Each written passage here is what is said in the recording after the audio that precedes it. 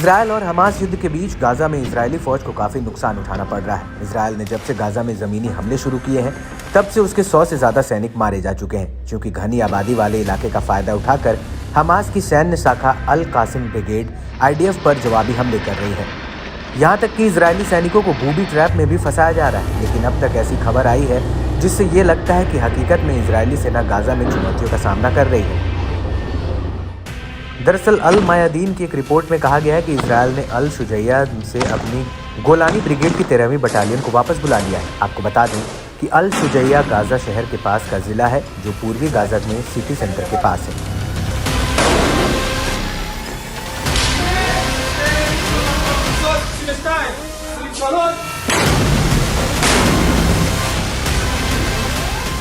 Media report के मुताबिक इसी इलाके में 12 दिसंबर 2023 को गोलानी ब्रिगेड के 2 बड़े सैन्य अधिकारियों को मिलाकर 7 जवान मारे गए थे।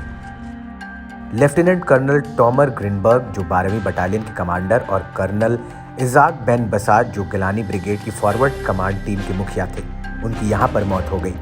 और इसी इलाके में गोलानी ब्रिगेड की 13वीं बटालियन के मेजर रोई मेल्डासी भी मारे गए थे। और इसी वजह से इजरायली सेना ने गोलानी ब्रिगेड की 13वीं बटालियन को गाजा से वापस बुलाने का फैसला लिया, ताकि उन्हें आराम देकर दोबारा से उन्हें संगठित किया जा सके। इजरायली मीडिया ने इसको लेकर कहा है कि गोलाबीन ब्रिगेड के सैनिकों को दोबारा जंग के मैदान में उतारने के लिए उन्हें 48 घंटों का आराम दिया जाएगा।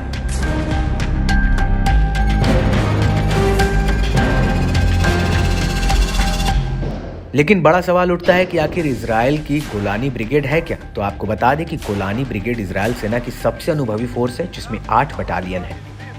इनमें 4 टैंक बटालियन, 2 पैदल युद्धक सेना, 1 पैराट्रूपर बटालियन, 1 आर्टिलरी के साथ साथ सप्लाई और रखरखाव ऑपरेशन की बटालियन शामिल है। 1948 में इजरायल ने इस ब्रिगेड का गठन किया था। इस ब्रिगेड ने अरब देशों के खिलाफ करीब सभी युद्ध लड़े हैं।